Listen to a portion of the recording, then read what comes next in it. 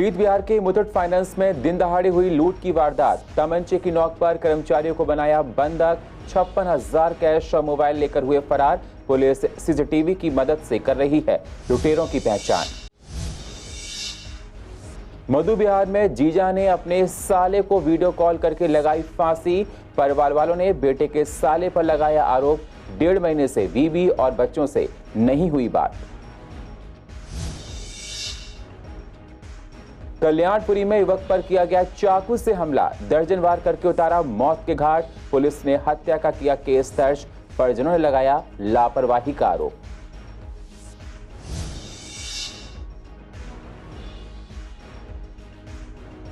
गर्मी से लोगों को राहत नहीं, लोगों ने कहा 3 से 4 दिन लगातार होनी चाहिए बारिश। बारिश नहीं होने से लोग परेशान।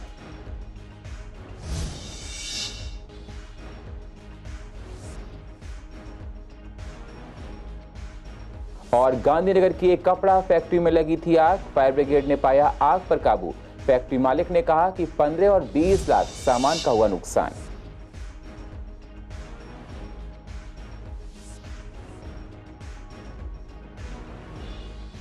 नमस्कार, स्वागत है आप सभी का सीसीएन में। मैं हूं आपके साथ सुनील चौहान और आप देख रहे हैं पूर्व दिल्ली खास। अब होते हैं रूबरू पूर्व दिल्ली की अहम खबरों के साथ। लुटेरे अचानक से मुथूट फाइनेंस के अंदर घुसकर बड़ी लूट करना चाहते थे, लेकिन कर्मचारियों की सूझबूझ से लुटेरों के इरादे नाकाम कर दिए गए। देखिए सीसीएन लाइव की ये स्पेशल रिपोर्ट। दिन दहाड़े दिया गया लूट की वारदात को अंजाम। लुटेरे 56,000 कैश और मोबाइल लेकर हुए फरार। तमंचे की नोक पर कर्मचारियों को बनाया बंधक, मैनेजर को किया बुरी तरह से घायल। लुटेरों के हौसले इतने बुलंद होते जा रहे हैं कि दिन दहाड़े लूट की वारदात को अंजाम दिया जाता है। इन लुटेरों को ना ही पुलिस का कोई खौफ है और ना ही ये डर है कि अगर इन्हें मौके पर ही पकड़ लिया जाए तो इनका क्या होगा। फिलहाल एक लूट का मामला प्रीत विहार के शंकर विहार से आया है, जहां मुथूट फाइनेंस में दिन दहाड़े लूट की वारदात को अंजाम दिया गया। 4 लुटेरे मंगलवार को तकरीबन 10:30 बजे के करीब मुथूट फाइनेंस में घुसे और तमंचे की नोक पर सभी कर्मचारियों को बंधक बना लिया। मुथूट फाइनेंस के मैनेजर दीपक पांडे ने जब विरोध करना चाहा तो लुटेरों ने मैनेजर की पिटाई भी कर दी और वो बुरी तरह से घायल हो गया। नीचे ग्राउंड फ्लोर पे एक मुथूट फाइनेंस फिनकॉर्प करके एक बैंक है, जिसमें कि सुबह रॉबरी की अटैम्प्ट हुई है तकरीबन 10:30 बजे के आसपास। हालांकि मैं वहाँ नहीं था, बट जब मैं जाके मेरी बात हुई तो उन्होंने बताया कि 4 लोग आए थे वो, और गन पॉइंट पे उनको ले गए थे और उनको थोड़ा बहुत चोट वोट भी लगी, उनको मारा भी है। और उसके बाद करीब 10-15 मिनट वो लोग अंदर रहे हैं, उसके बाद वो चले गए। सर, जो मेरे को पता लगा है, जो बता रहे हैं वो नीचे लोग कह रहे करीब 55 से 60,000 रुपये कैश लूटा है, और उसके अलावा उनके 3-4 मोबाइल थे जो एम्प्लॉयज़ थे उनके वो ले गए हैं। स्ट्रॉन्ग रूम उन्होंने खोलने की कोशिश करी है, बट उसी टाइम शायद जो मैनेजर ने बटन दबा दिया तो अलार्म बच गया, तो उस वजह से स्ट्रॉन्ग रूम को नहीं। सर, बिल्कुल सवाल तो खड़े होते ही हैं, क्योंकि देखिए बिल्कुल मेन रोड पे हैं और गन पॉइंट पे अगर इस तरह की कोई वारदात हो रही है तो कहीं ना कहीं एक प्रश्न तो लगता ही है पुलिस की कार्यशैली के ऊपर भी। लेकिन मुथूट फाइनेंस के कर्मचारियों की सूझबूझ से बड़ी घटना होने से टल गई, क्योंकि कर्मचारियों ने तुरंत अलार्म का बटन दबा दिया और लुटेरों को वहां से भागना पड़ा। लेकिन इसके बावजूद भी लुटेरे 56,000 कैश और मोबाइल लूट कर फरार हो गए। फिलहाल पुलिस सीसीटीवी की मदद से लुटेरों की पहचान कर रही है। कैमरामैन नवीन के साथ एहराज चौधरी की रिपोर्ट सीसीएन लाइव के लिए। पूर्व दिल्ली के मधु बिहार थाना इलाके में सोमवार सुबह इंजीनियर आलोक दीक्षित ने अपने साले को वीडियो कॉल करके फांसी लगा ली। जब आलोक ने वीडियो कॉल की तो साले ने गुहार लगाई कि वे मेरे बच्चे और बीबी को घर वापस भेज दे, नहीं मैं आत्महत्या कर लूंगा। परिवार वालों का आरोप है कि आलोक दीक्षित पत्नी और बच्चे पिछले 1.5 महीने से यहां पर नहीं रहते थे। वे अपने भाई के साथ अपने मायके चली गई थी। जाने के बाद ना तो आलोक की बीवी ने कभी आलोक से बात की और ना ही बच्चों से कभी बात कराई। सोमवार को करीबन 2 बजे के आसपास आलोक ने वीडियो कॉल करके अपने साले नीरज शुक्ला को कहा कि वह उसके बच्चे और बीबी को वापस उसके पास भेज दें, नहीं तो वह आत्महत्या कर लेगा। वहीं घर वालों का कहना है कि अगर नीरज शुक्ला हम लोगों को फोन कर बता देता कि आलोक ऐसा करने जा रहे हैं, आत्महत्या करने जा रहे हैं, तो उसे बचा सकते थे, तो आज हमारा बेटा हमारे पास होता। लेकिन उसके साले ने उन परिवार वालों को कोई सूचना नहीं दी है। डिप्रेशन में था वो, बच्चों के चक्कर में। मैं खाना वाना खाया, शाम को मेरे साथ था। शाम को 5-6 बजे हम सामान लेने गए, तो घर पे आए, फिर आराम से आज ने 9-10 बजे तक मम्मी पापा को खाना बनाया, सबको खिलाया। ठीक है, खिलाने के बाद ये 12-1 बजे सोने चले गए। मैं अपनी वाइफ के साथ नीचे आ गया। ठीक है, उसके बाद मेरे को ना मैं आरती आई, मम्मी रोते रोते नीचे पहुँची मेरे पास। फिर बेटा ऐसा क्या हो गया, मैं रोने लगा। मम्मी रुक जा, भाग के गया। मैं देखा तो पापा ने उसे लटका के उसे हिला रहे थे, फांसी लगा रखी थी। पापा ने निकाला, फंदा निकाला कैसे उन्होंने। मैं गया, मैं पापा रोने लगे। मैंने साहब सांग को कंट्रोल किया, मैंने तो पंपिंग की, पानी छींटे मार के बेहोश हो गया होगा। मैंने बहुत जगह मैंने भाई उठ जा, मैंने हिलाया पैर उसे मालिश किया। देखा तो मामला ऐसे ही था। और मैंने उसके सिराने पे ना मोबाइल ऐसे रखा हुआ था, उस पर ना वीडियो रिकॉर्डिंग थी। उसका लास्ट कॉल उसके साले की थी, और उसके साले से कुछ कॉन्टेक्ट बात हो रही थी कि भाई मेरी बीवी भेज दे, मेरे बच्चे भेज दे, मेरे बच्चों का स्कूल खुल गया है, भेज दे। तो उसके साले से अनबन हो गई। इसने क्या बोला, इसने कोई ऐसे बोले टोचे किया, उसके दिमाग में आके वो सदमे में उसने फांसी लगा ली। बेटे के साथ ये हुआ कि उसकी वाइफ मैके चली गई थी, वहाँ से बच्चों से बात करने नहीं देती थी, घर भर का नंबर ब्लॉक कर देती थी, खाली लड़के से बात करती थी, तो लड़के को टॉर्चर करती थी। तो कल मरना है तो आज मर जा, अभी मर जा, हमें कोई दिक्कत नहीं था। इसने अपना वीडियो कैमरा वर्ष आप तक वीडियो कॉलिंग कर रहा था, मैं फांसी लगाने जा रहा हूँ, तो कर ये मर जाए, हमसे कोई मतलब नहीं। वीडियो कॉल पे किससे वाइफ वीडियो कॉल पर उसके भाई से बात हुई 2:27 पे, लेकिन वो भाई ने फ़ोन उठाया नहीं, देखता रहा, न हम लोगों को बताया। पूर्व दिल्ली में आए दिन चाकू से हमले की वारदात सामने आ रही हैं। फिलहाल मामला कल्याणपुर इलाके से आया, जहां एक युवक की चाकू से गोदकर हत्या कर दी गई। युवक के ऊपर तकरीबन दर्जनों वार किए गए थे, जिसके बाद उसकी मौत हो गई। फिलहाल पुलिस ने हत्या का केस दर्ज करके आगे की जांच शुरू कर दी है। साथ ही परिजनों ने पुलिस पर लापरवाही के आरोप लगाए हैं। परिजनों का कहना है कि पुलिस लापरवाही कर रही है, अगर पुलिस अलर्ट होती तो ये वारदात नहीं होती। सर मैं ड्यूटी से आया था अपने ऑफिस पे, तो मेरा एक फ्रेंड है वो वहीं रहता है गली के बाहर जहाँ पे ये था। तो उसके मैं तो विनोद नगर रहता हूँ, लेकिन मेरा दोस्त है वो 8 नंबर रहता है, 8 नंबर कहाँ पे? तिल्लोकपुरी। तो उसकी मेरे पास कॉल आई थी, तो उसने मुझको बोला कि भाई कोई अर्जुन नाम का लड़का ना वहाँ पड़ा हुआ है, तो एक बार देख ले, तेरा भाई तो नहीं है, क्योंकि वो मेरा बहुत अच्छा दोस्त है, उसको पता है मेरा भाई का नाम क्या है। मैं ऑफिस से वहाँ पर गया सीधा, 8 नंबर पहुंचा। मैं 8 नंबर इतने में पहुंचा था, इतने जिप्सी में इसको ये लेके आ रहे थे। फिर मैं इनके पीछे आया, फिर मेरे बड़े वाले भाई भी आए थे। तो यहाँ पे हम आए, हमें कम से कम 1 घंटा हो गया यहाँ पे, बट पुलिस वालों ने कोई एक्शन नहीं लिया। लड़के की सांस थी, हमने बोला सर हमें दे दो, हम प्राइवेट ले जाएंगे, उन्होंने नहीं सुनी हमारी, हमारे को मिलने भी नहीं दिया उन्होंने।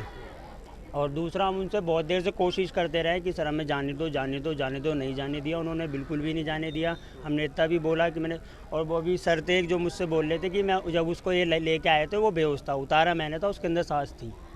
तो इन्होंने अंदर हमें ना जाने दिया, ना लड़के को हमें बाहर लेके किसी हॉस्पिटल में ले जाने दिया है। अब हमारी यही है कि या तो पहले ये कार्रवाई करें या फिर जो हमसे बनता है हम वो करेंगे। सर देखो, ये तो हमें भी नहीं पता किस चीज़ से हुआ है, क्योंकि हम तीनों भाई एक साथ ही काम पे से आते हैं। तो हम आए थे ऑफिस की तरफ, वो कहीं और को निकल गया था। जुलाई महीने में बारिश का दौर शुरू हो जाता है, लेकिन इस बार उमस भरी गर्मी ने लोगों के लिए मुसीबत खड़ी कर दी है।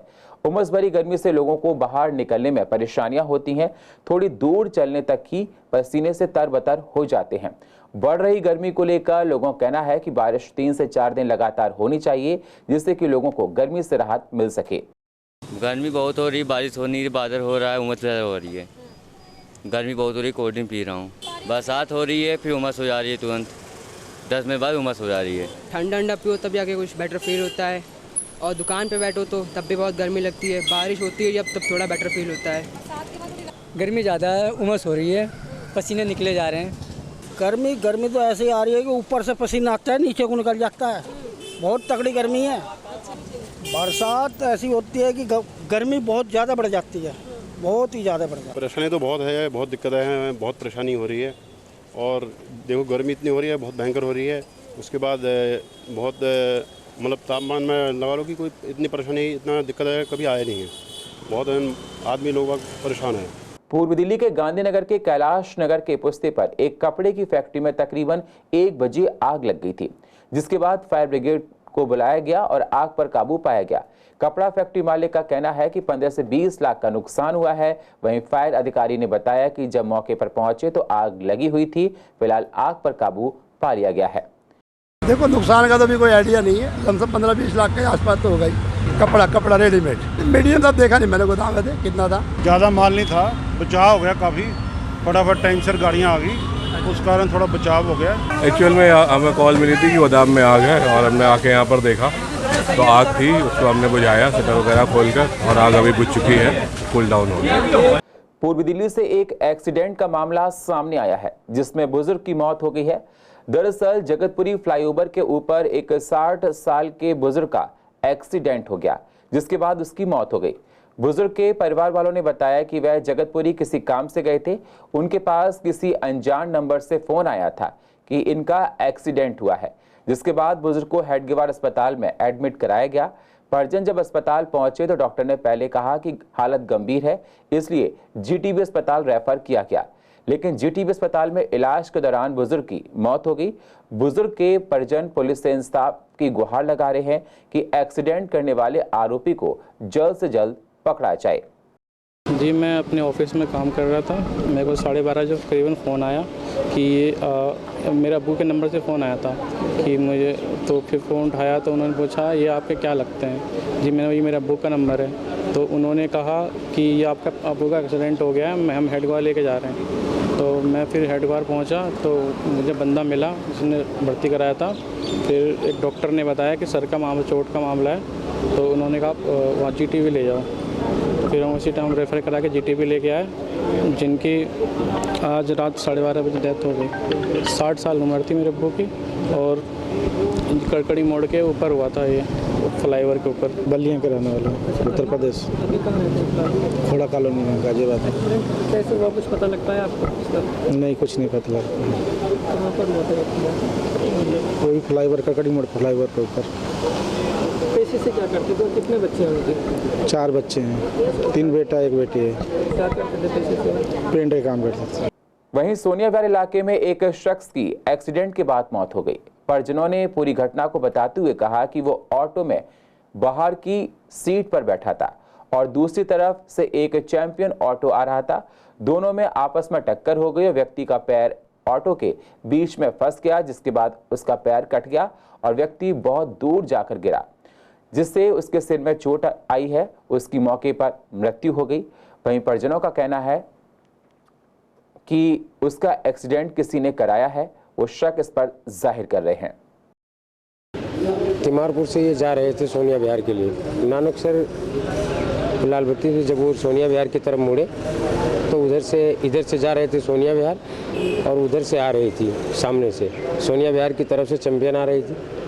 ऑटो में आगे बैठे हुए थे, जैसे ड्राइवर के बगल में 3 लोग बैठे हुए थे, उसमें ये पाँव फंस गया, पैर फंसा, वो पाँव जो है ऐसे फट गया चैंपियन वाले, लेकिन चैंपियन वाला भाग गया।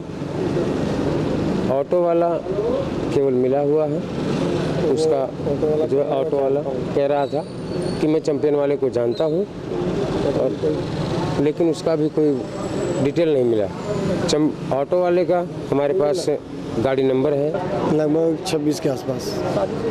नहीं, रहते कहाँ थे? सोनियाविहार। कैसे हुआ एक्सीडेंट, कुछ पता लगता है आपको? वही जैसे ऑटो से आ रहे थे तो ये तिमारपुर से सोनियाविहार जा रहे थे। अब उधर से चैंपियन वाला आया, वो पता नहीं किस तरीके से लेके आया, साइड मारता हुआ चला गया तो इसका पैर उसके चैंपियन में टकरा गया। ये आगे बैठा हुआ था, चैंपियन में टकराया तो ये घसीट गया उसके साथ थोड़ा सा। तो पैर के अलावा कहीं और भी चोट आई थी? हाँ, पैर के अलावा सर में आई थी और थोड़े बहुत हल्के फुल्के स्क्रैचेस आए थे और ये जांघ फट गई थी पूरी। होटल और रेस्टोरेंट में खाना खाने के लिए लोगों से अच्छा खासा सर्विस चार्ज वसूला जाता है।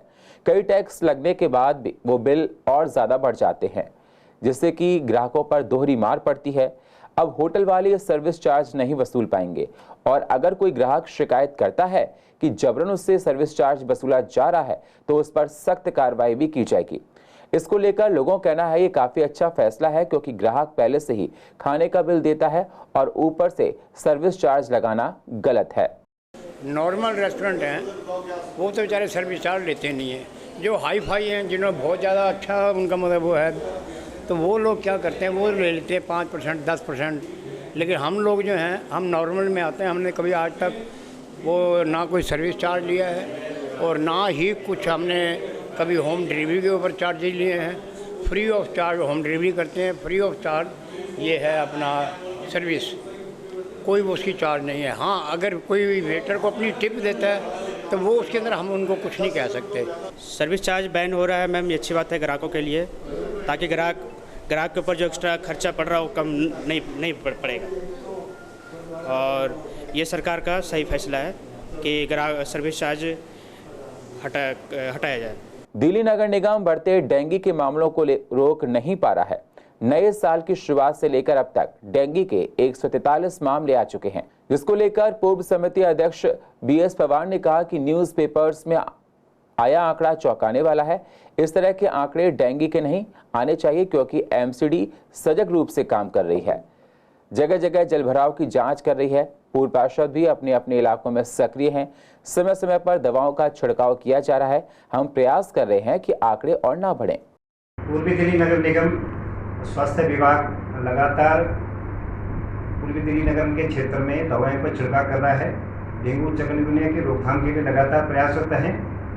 जिस तरह पिछले साल हमने दवाई का छिड़काव जिस मात्रा में उससे दुगनी मात्रा में इस बार कर रहे हैं, क्योंकि बारिश का मौसम प्रिय आ गया और जगह जगह जलभराव है। इस कारण से सारे health department Sadra south Sadra north दोनों सजग हैं और इस पर नज़र लगा के बैठे हुए हैं। और जितने भी पार्षद हैं अपने अपने क्षेत्रों में जहाँ भी जलभराव जल निकासी के लिए उपाय कर रहे हैं। और उसमें जिस तरह से अब तक जो आंकड़े आए हैं इतना आना नहीं चाहिए था जिस तरह से आज पेपर में आया हुआ है, लेकिन अपनी तरफ से पूरी कोशिश करके और सभी पार्षद मिल करके जो पार्षद मिल करके और स्वास्थ्य विकास साथ मिल करके इस बीमारी महामारी को रोक लगाएंगे। घरों में ब्रीडिंग ना हो इसकी चेकिंग के लिए घर घर ब्रीडर जा रहे हैं, DVC कर्मचारी जा रहे हैं और पूरा सजग इस समय हमारा डिपार्टमेंट है। तो मैं आम पब्लिक से गुजारिश करूंगा कि घरों में पानी जमा ना होने दें, गमलों में पानी जमा ना होने दें, कहीं टायर और घरों की छतों पर जो टंकी है उनको साफ रखें, इतना हमारा साथ दें। 1 जुलाई से सिंगल यूज प्लास्टिक पर बैन लग चुका है, जिसको सफल बनाने के लिए MCD द्वारा अब तक अलग अलग इलाकों से 1165 किलो प्लास्टिक का सामान जब्त किया गया। साथ ही 503 लोगों के चालान भी काटे गए, जिसको लेकर पूर्व मेयर श्याम सुंदर अग्रवाल का कहना था कि देश की पर्यावरण को देखते हुए PM ने फैसला लिया कि देश के अंदर प्लास्टिक का इस्तेमाल ना हो। उसी के तहत दिल्ली में भी 124 टीम का गठन किया गया है। पूर्व मेयर ने कहा कि सिंगल यूज प्लास्टिक से नुकसान होता है, इसमें नालियां सीवर जाम हो जाते हैं, लोग थैलियों को ऐसे फेंक देते हैं, इस पर बैन लगाना ही चाहिए। पर्यावरण को देखते हुए आदरणीय प्रधानमंत्री जी ने फैसला लिया है कि देश के अंदर प्लास्टिक का इस्तेमाल ना हो। उसी के तहत दिल्ली में भी 124 टीम का गठन किया गया है और 1,000 किलो से ज़्यादा प्लास्टिक के उत्पादन को पकड़ा गया है। ये सही बात है कि सिंगल यूज प्लास्टिक से नुकसान होता है, इससे नालियां जाम हो जाती हैं, सीवर जाम हो जाते हैं, लोग थैलियों को ऐसे ही फेंक देते हैं। इसको बंद होना चाहिए। और इससे कई तरह की जब हम सामान लेके आते हैं, कई बार हम गर्म चाय भी लेके आते हैं, तो जब हम चाय पीते हैं तो उसके कण हमारे शरीर में चले जाते हैं, कैंसर तक हमें हो सकता है, होता भी है। बहुत अच्छा निर्णय लिया गया है। लेकिन मैं इसमें कहना चाहूँगा कि जो टीमें बनाई गई हैं 124 टीमों की कोई आवश्यकता नहीं है। यदि हम उन सभी फैक्ट्रियों को जहाँ पे सिंगल यूज प्लास्टिक का उत्पादन होता है उनको चिन्हित कर लें, उनको चिन्हित करके उनको सील लगा दिया जाए, उनको बंद कर दिया जाए, तो प्लास्टिक जब उत्पाद ही नहीं होगा तो मार्केट में कैसे आएगा। पूर्व दिल्ली में पटपड़गंज के DCP ऑफिस में एक मीटिंग रखी गई, जिसमें तमाम ACP और SHO मौजूद रहे। ये मीटिंग त्योहारों को लेकर की गई। इस मीटिंग में DCP के आश्वासन दिया गया कि सुरक्षा में कोई चूक ना हो। वहीं लोगों ने अपनी बात भी रखी कि किस किस तरीके से उन्हें दिक्कत होती है त्योहारों के समय। इसको लेकर DCP ने आश्वासन दिया कि किसी भी तरीके से समस्या अब नहीं आएगी। आगामी जो त्यौहार हैं इनको रख के लेके मीटिंग रखी है। हमेशा DCP इस और जागरूक रहती है, मैडम हमेशा रखती रहती है। तो इन त्योहारों पर कोई अप्रिय घटना न घट जाए, पब्लिक के सहयोग के लिए इसलिए मीटिंग रखी गई थी। सवाल रखे और सहयोग का आश्वासन दिया और सबने कहा कि मिलजुल के एक दूसरे के त्योहारों में सहयोग करके इन त्योहारों को मनाएंगे, क्योंकि हम प्रेम के सब पुजारी हैं। ये मीटिंग पूरी ईस्ट दिल्ली पुलिस के द्वारा किया गया था।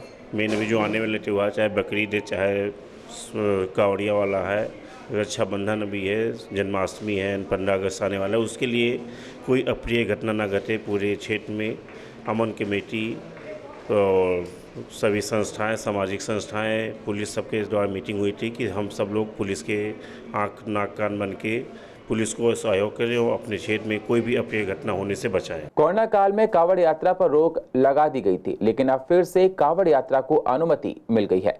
शिविर आयोजकों का कहना है कि हमें काफी खुशी है, हमारी सारी तैयारियां पूरी हो चुकी हैं। 15 जुलाई से शिविर लगने शुरू हो जाएंगे। आयोजकों ने बताया कि पहले वाले रूट्स पर शिविर लगाए जाएंगे, जिससे कि भारी संख्या में श्रद्धालु कांवड़ यात्रा का आनंद ले सकें। जो कोरोना काल के कारण जो 2 साल अभी तक कांवड़ नहीं लग रही थी, इस साल कांवड़ लगना हो गई है और टेंट वालों का भी और उनका मैसेज आ गया है कि आप कांवड़ की तैयारी शुरू करो। और हमने भी अपनी मीटिंगें और वो शुरू कर दी हैं कांवड़ की और जो टेंट लगना और वो वहाँ से भी शुरू हो जाएगा इस हफ्ते। और जो रूट की बात करें कि भाई इस बार शायद जो रूट था पहली बार जो वही उसी को मैं रेगुलर कर रहे हैं। आपकी बार भी हमारे यहाँ से भी जितने कांवड़ कैंप हैं सभी काफ़ी कांवड़ कैंप वालों से बात हुई है कि भाई उनकी भी तैयारी शुरू हो गई है। कांवड़ सेवा की वो जो मिली है उससे काफ़ी लोग खुश हैं कांवड़ यात्रा के लिए और उनकी तैयारी चली रही है। टेंट वगैरह लग रहे हैं। नियम कानून तो पूरे करने ही पड़ेंगे, मास्क लगाना पड़ेगा और जो पीछे से लगी हैं उनको बनानी है। जो भोले हैं हमारे, बहुत उत्साह है उनके अंदर, जो कि 2 साल से बंद रही है। कांवड़ जो लेके नहीं जा पाए, अब इतना उत्साह है कि बस अभी कांवड़ का टाइम आया, बहुत ज़्यादा से ज़्यादा संख्या में बंदे पहुँचेंगे और योगी जी ने जो प्रस्ताव उठाया बढ़िया उठाया है। पूर्व दिल्ली के एजीसीआर एन्क्लेव में श्री सहस्त्र चंडी महायज्ञ का आयोजन 30 जून से 8 जुलाई 2022 तक चलेगा। इस यज्ञ में उज्जैन, ऋषिकेश, हरिद्वार, दिल्ली और मथुरा कई जगहों से पंडित जी आए हैं और श्रद्धालु भी दूर दूर से इस पूजा को देखने आ रहे हैं। इसमें काफी संख्या में श्रद्धालु आए हैं, जिससे कि यहाँ काफी रौनक देखने को मिल रही है।